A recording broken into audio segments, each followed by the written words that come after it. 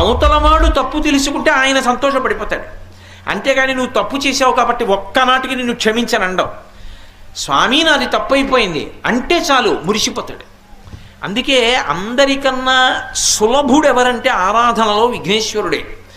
మీరు పసుపు ముద్ద తెచ్చి ఇలా పెట్టారనుకోండి, దానికి ఒక బొట్టు పెట్టారనుకోండి, అంతే అదే విఘ్నేశ్వరుడు. దానికి మూర్తి కానీ పూర్ణకుంభం కానీ ఏం అక్కర్లేదు. సాధారణంగా మూర్తి పెట్టకపోతే కలశ పెడతాం, కలశ కూడా అక్కర్లేదు. ఓ ఆకేసి ఇంత పసుపు ఇలా ముద్ద చేసి పెట్టి దానికి ఒక బొట్టు పెట్టారనుకోండి, అది విఘ్నేశ్వరుడు అంతే. ఎందుకంటే పార్వతీదేవి ఒంటికి పసుపు నలుగు పెట్టుకు తీసిన ప్రాణప్రతిష్ఠ చేసింది కాబట్టి ఇప్పటికే పసుపు ముద్ద అక్కడ పెట్టి ఆవాహయామి అంటే వచ్చేస్తాడు. అంత తేలికగా వస్తాడు, అంత తేలికైన పూజ పొందుతాడు. ఆయనకి చాలా తేలికగా పూజ చేయడానికి అవకాశం ఉన్నంతగా ఎక్కడా ఎవరి విషయంలో ఉండదు. ఆయన గరికతో పూజ ఇష్టపడతాడు. గరిక దొరకంది ఎక్కడ నాకు చెప్పండి? గరిక దొరుకుతుంది. గరిక అంటే చాలామంది ఇలా నిలువుగా పెరిగినది అనుకుంటారు. నిలువుగా పెరిగితే దర్భ, నిలువుగా పెరిగినది కాదు. శతమూల శతాంకుర సర్వగం హరతు మే పాపం దుర్వాదు స్వప్ననాశిని అంటారు. దుర్వాంకురములు అంటారు. ఏ గరికతో పూజ చెయ్యాలి అంటే నేల మీద పాకుతుంది గరిక. చూడండి, ఇలా ముందుకొస్తుంది, వేర్లు దింపుకుంటుంది. ఇలా కొంచెం ముందుకెడుతుంది, వేర్లు దింపుతుంది. ఇంకొంచెం ముందుకెడుతుంది, వేర్లు దింపుతుంది. మీరు ఒక ఒడ్డున పట్టుకొని ఇలా పైకి ఎత్తారనుకోండి, పక్కపక్కనే వేర్లకి మట్టితో తీగలా పైకి లేస్తుంది ఆ గరిక. దాన్ని దుర్వా అంటారు. పైకి లేచిందనుకోండి దర్భ, అది కుష అంటారు. అవి దర్భల కట్ట కింద ఉపయోగపడతాయి. ఆ గరిక కాదు. ఏ గరికతో పూజ చేయాలి అంటే నిజానికి నేల మీద పాకిన గరిక శ్రేష్టం. అది ఎందుచేత అంటే వంశాభివృద్ధిని సూచిస్తుంది. నేను మా నాన్నగారికి కొడుకుని, ఒకప్పుడు బ్రహ్మచారిని. కానీ మా నాన్నగారికి ఏముంటుంది కోరిక? నా వంశం వృద్ధి చెందడం చూడాలి, నాకు మనవడు పుడితే చూడాలని ఆయన అనుకుంటారు కదా. నేను ఎప్పుడూ బ్రహ్మచారిగా ఉండిపోయాను అనుకోండి, మా నాన్నగారికి బాధగా ఉంటుందా ఉండదా? వాడు పెళ్లి చేసుకోలేదు, నేను వంశం చూడలేదు, ఉన్నది ఒక్క కొడుకు లేదా ఇద్దరు కొడుకులు, ఆ కొడుకు ఒకడు పెళ్లి చేసుకోలేదు, నా వంశం పెరగట్లేదని బెంగపెట్టుకుంటారు. నేను పెళ్లి చేసుకుని నేను కొడుకునికి అన్నాను అనుకోండి, ఇంతకుముందు మా నాన్నగారు, తర్వాత నేను కొడుకు, ఇప్పుడు నేను నాన్నగారు, నా కొడుకు, తర్వాత నా కొడుకు పెళ్లి చేసుకున్నాడు. నా కొడుకు పెళ్లి చేసుకుని అలా ఉంటే నాకు సంతోషంగా ఉంటుందా? వాడికో కొడుకు పుట్టాలి, వాడు నాన్నగారు. ఇప్పుడు ఒకడు కొడుకు నాన్నగారు. ఇది గరిక. వేళ్ళుంటాయి, తండ్రి ముందుకొచ్చింది, కొడుకు మళ్ళీ వేళ్ళు పెట్టింది, ముందుకెళ్ళింది. అందుకే పిల్లలు లేని వాళ్ళు ఇప్పటికీ కూడా వేదంలో ఒక విషయం ఉంది. పిల్లలు లేని వాళ్ళు స్నానం చేసి ఒక్కసారి ఆ మంత్రంతో గరికని ముట్టుకున్నా ఆ గరికని పరిశుభ్రంగా తీసుకొచ్చి తల మీద పెట్టి స్నానం చేసినా పిల్లలు పుడతారు అని. నేను చెప్పట్లేదు సుమండి, వేదంలో ఉంది ఆ విషయం. అటువంటి గరికతో పూజ చేస్తే చాలు, ఆయన సంతోషపడిపోతాడు. ఇప్పటికీ లోకంలో శాస్త్రం ఏమిటంటే, ఎప్పుడైనా సరే ఏదైనా అకస్మాత్తుగా చూడకూడనిది చూసామనుకోండి, అలా చూడకూడదు, పాపం జరిగింది. ఎలా? ఇప్పటికిప్పుడు స్నానం చేయడానికి అవకాశం లేదు, ఎలాగ మరి? చాలా దోషభూయిష్టమైన విషయం చూశానే, ఈ పాపం పోవాలంటే అనుకున్నాను అనుకోండి, వెంటనే ఏమిటంటే గరికని ముట్టుకుంటే చాలు, పోతుంది. తీవ్రమైనటువంటి పీడకలు వచ్చిందనుకోండి, ఆ పీడకల పరిహారం అవ్వాలనుకోండి, ఏ అభిషేకమో చేయించుకోవాలి. శక్తి లేదనుకోండి, మీరు అన్ని పూజలు చేయించుకున్నట్టే. స్నానం చేసి ఒకసారి గరికని ముట్టుకుంటే చాలు. స్నానం చేయకపోయినా చెప్పులు ఇప్పి గరికను ఒకసారి ముట్టుకుంటే చాలు. అందుకే శతమూలా శతాంకుర సర్వగం హరతు మే పాపం దుర్వాదు స్వప్ననాశిని.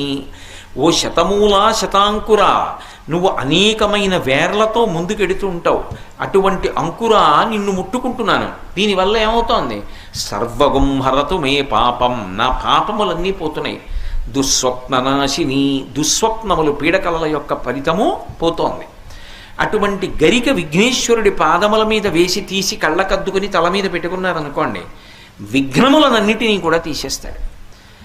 రెండు, సింధూరం తీసి ఆయన గండస్థలానికి ఇలా అలదారనుకోండి, సాధారణంగా విఘ్నేశ్వర పూజ చేసేటప్పుడు ఏం చేస్తారంటే అంత పూజ చేస్తారు, కానీ ఆయన బొగ్గలకి సింధూరం రాయరు. అలా పూజ చెయ్యకూడదు అని శాస్త్రం. మిగిలిన వాళ్ళకి బొట్టు పెడతాం, విఘ్నేశ్వరుడికి కూడా బొట్టు పెడతాం, కానీ విఘ్నేశ్వరుడికైతే గండస్థలం మీద ఈ రెండు పక్కల కొంచెం సింధూరం రాసి పూజ చేయాలి. హనుమకైతే పాదముల మీద సింధూరం వెయ్యాలి. పూజకి మొట్టమొదటి వాడెవరో ఆయనకి సింధూరంతో పూజ ముందు గండస్థలానికి అంటే బుగ్గలకి రాస్తాం. చిట్ట చివర మంగళహారతి దగ్గర హనుమ ఆయన పాదముల మీద సింధూరం వేస్తాం. పూజ మొదటి వాడికి పూజ చివరి వాడికి సింధూరంతో పూజ ఉంది, ఇంకా మధ్యలో లేదు. ఈ వాళ్ళకి పాపట ప్రారంభంలో సింధూరం పెడతారు. అందుకే శృతి సీమంత సింధూరి కృతపాదబ్జధూళిక అని లలితా సహస్రంలో నామం. అదే ప్రాతస్మరామి గణనాథ మనాథ బంధుం సింధూరపూర పరిశోభిత గండ యుగ్మం ఉద్దండ విఘ్న పరిఖండ నచండ దండ మాఖండలాది సురనాయక బృంద వంద్యం అని ఇప్పటికీ శ్రీశైలంలో సుప్రభాతం జరిగితే మొట్టమొదట ఈ శ్లోకం చెప్తారు. ప్రాతస్మరామి గణనాథ మనాథ బంధుం. ప్రాతస్మరామి తెల్లవారుజామున నేను మొట్టమొదట విఘ్నేశ్వరుణ్ణి స్మరిస్తున్నాను. ఆయన అనాథనాథుడు. అనాథనాథం ఎటువంటి వాడు అంటే ప్రాతస్మరామి గణనాథ మనాథ బంధుం సింధూరపూర పరిశోభిత గండ యుగ్మం. సింధూరము రెండు బుగ్గలకి వ్రాయబడినవాడు. బుగ్గల మీద సింధూరం ఉండాలి. అందుకే మా కాకినాడ అయ్యప్ప స్వామి దేవాలయంలో విఘ్నేశ్వరుడైతే పూర్తిగా సింధూరమూర్తిగా ఉంటాడు. సింధూరంతో అలంకారం చేస్తాడు, మహాప్రసన్నుడై ఉంటాడు అలా ఉంటే. కాబట్టి సింధూరపూర పరిశోభిత గండ యుగ్మం ఉద్దండ విఘ్న పరిఖండ నజండ దండ మాఖండలాది సురనాయక బృంద వంద్యం అంటాం. పూజ చిట్ట చివరవాడు పవమానసుతుడు పట్టు పాదారా విందములకు నీనామా రూపములకు జయ జయ మంగళం నిత్య శుభమంగళం. పవమానసుతుడు పట్టు పాదారా విందములకు హనుమ. ఆ హనుమ పేరు చెప్తే హనుమకి మళ్ళీ సింధూరంతో పూజ. ఆదో పూజ్యో గణాధిప, మొదటి పూజ అందుకునేవాడు విఘ్నేశ్వరుడు, మంగళహారతిలో అందుకుంటాడు హనుమ. ఇద్దరికీ సింధూరంతో పూజ. ఆ సింధూరం బొట్టు పెట్టుకుని గరిక తల మీద పెట్టుకుంటే చాలు, సమస్త దోషములను నివారిస్తాడు.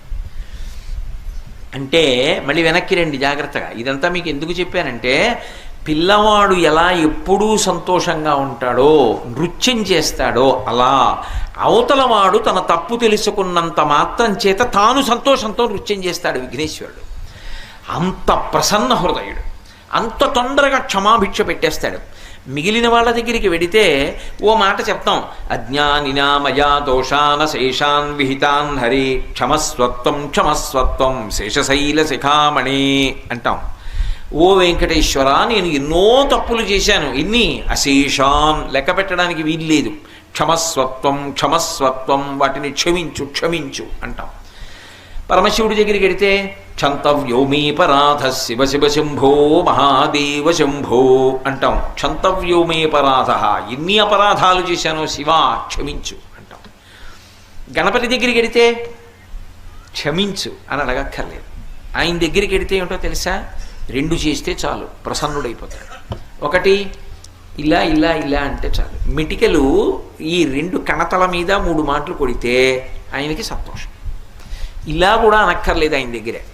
ఇలా కొట్టి ఈ చేతి మీద కుడి చేయి పైకొచ్చేట్టు ఎడం చేయి కిందకు ఉండేటట్టు పెట్టి కుడి చేత్తో ఈ చెవి చివరిని ఎడం చేత్తో ఈ చెవి చివరిని పట్టుకుని 3 మాటలు గుంజీలు తీస్తే ప్రసన్నుడైపోతాడు.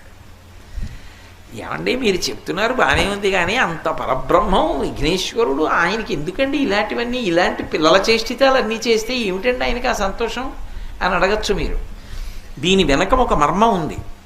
ఒకప్పుడు అగస్త్య మహర్షి మహానుభావుడు, సామాన్యుడు కాడైన ఆయన ఆ దక్షిణ దేశంలో ద్రవిడ దేశం దగ్గర ఒక పర్వతం మీద కూర్చొని తపస్సు చేస్తున్నాడు. ద్రవిడ దేశం వాళ్ళకి కావేరీ నదే ప్రధానమైనటువంటి నది, మిగిలినవి ఎక్కువ నదులు లేవు. వాళ్ళందరూ కూడా కావేరీ నది మీద ఆధారపడతారు ఎక్కువగా. అప్పటికి కావేరీ నది లేదు, వాళ్ళకి నీళ్లు లేక ఇబ్బంది పడుతున్నారు. ఇప్పటికీ మీరు చూడండి, అందుకే ద్రవిడ దేశంలో ఒక అలవాటు ఉంది, వీధి వీధిన విఘ్నేశ్వర దేవాలయాలు ఉంటాయి, వీధి వీధిన. అక్కడ మీకు ఇంకొక చమత్కారం ఏమిటో తెలుసా, ఇప్పుడు ఆ అలవాటు తగ్గిపోయింది, కానీ పూర్వం ఒక అలవాటు ఉండేది. దొంగతనం చేసిన విఘ్నేశ్వర విగ్రహాన్ని ప్రతిష్ఠ చేస్తే బాగా ఫలితాలు ఇస్తుంది. అందుకని ఏం చేస్తారంటే వీధిలో ఎక్కడ చూసినా విఘ్నేశ్వరుడి దేవాలయాలేగా, వాళ్ళెవరో ఆ చెట్టు కింద విఘ్నేశ్వరుడు మూర్తిని ఎట్టాలంటే ఈ మూర్తిని ఎత్తుకుపోతారు. అందుకని ఏం చేస్తారంటే మన మూర్తిని ఎత్తుకుపోతారేమో అని ఆ చుట్టుపక్కల ఉన్న వాళ్ళందరూ ఆ విఘ్నేశ్వరుడు చూసుకుంటూ ఉంటారు భక్తితోటి. అదో చమత్కారమైన సిద్ధాంతం. ఎక్కడ చూడండి పిళ్ళయార్ పిళ్ళయార్ పిళ్ళయార్, మురుగన్ మురుగన్ మురుగన్ అని సుబ్రహ్మణ్యుడే తమిళ దేశంలో. ఎక్కడ చూసినా విఘ్నేశ్వరుడి ఆరాధన. మీరు చూడండి తమిళ దేశంలో ఎక్కడ చూసినా విఘ్నేశ్వరుడి ఆరాధన ఉంటుంది. ఆయన్ని ప్రార్థన చేశారు వాళ్ళందరూ, స్వామి మాకు మంచినీళ్ళు లేవు ఇప్పించండి అన్నారు. చూశాడు, అపారమైనటువంటి శక్తి కలిగినటువంటి వాడు మహానుభావుడు అగస్త్యుడు పర్వతం మీద కూర్చుని తపస్సు చేస్తున్నాడు. ఆయన కమండలం కానీ కింద పడిపోయిందా, అందులోంచి వస్తున్నటువంటి జలం ఆగదు, పెద్ద ప్రవాహం కింద పెడుతుంది. ఎందుకంటే ఆయన శక్తి అటువంటిది. ఒకప్పుడు శంకర భగవత్పాదులు తన కమండలంలోకి నర్మదా నది వరదలన్నింటినీ పట్టేశారు. వాళ్ళ యోగశక్తి అటువంటిది. అగస్త్యుడు అటువంటి వాడు.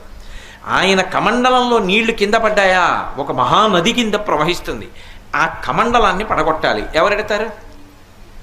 ఆయన దగ్గరికి వెళ్ళి ఆయన కమండలం పడగొట్టడమే. ఆయన జపం చేసుకుంటున్నాడు. విఘ్నేశ్వరుడు ఏమీ తెలియని వాళ్ళ చిన్నపిల్లాడి రూపంలో వెళ్ళి కమండలం కింద పడేశాడు. ఆ కమండలంలో నీళ్ళన్నీ ఒలికిపోయి ఒక మహానదీ ప్రవాహం కింద, కావేరీ నదీ ప్రవాహం కింద వెళ్ళింది. అగస్త్య మహర్షి చప్పుడైందని ఇలా చూశాడు. కమండలం ఒలికిపోయి నీళ్ళన్నీ ఒలికిపోయి ఎవడు రా అని చూశాడు. దూరంగా అగస్త్య మహర్షి లావుగా పొట్టిగా ఉంటారు, విఘ్నేశ్వరుడు లావుగా పొట్టిగా ఉంటాడు. పిల్లవాడి రూపంలో పరిగెడుతున్నాడు. ఈ పిల్లాన్ని పట్టుకుని కొట్టేస్తాను, నా కమండలం పడేశాడని వెనకాతల పరిగెత్తాడు. పరిగెత్తి పరిగెత్తి దగ్గరికి వెళ్ళి చెయ్యట్టుకుని చూసేటప్పటికీ విఘ్నేశ్వరుడిగా సాక్షాత్కరించాడు. కనపడేటప్పటికి అమ్మ బాబోయ్ పరమశివుని కుమారుడు పరబ్రహ్మం విఘ్నేశ్వరుడు అని చెప్పి అంత పెద్ద ఆయన సంతోషంతో ఏం చేశాడంటే, స్వామి పొరపాటు అయిపోయిందని ఇలా ఇలా ఇలా అన్నాడు. అప్పుడు వరం ఇచ్చాడు, ఇలా ఎవరన్నా క్షమించేస్తానన్నాడు.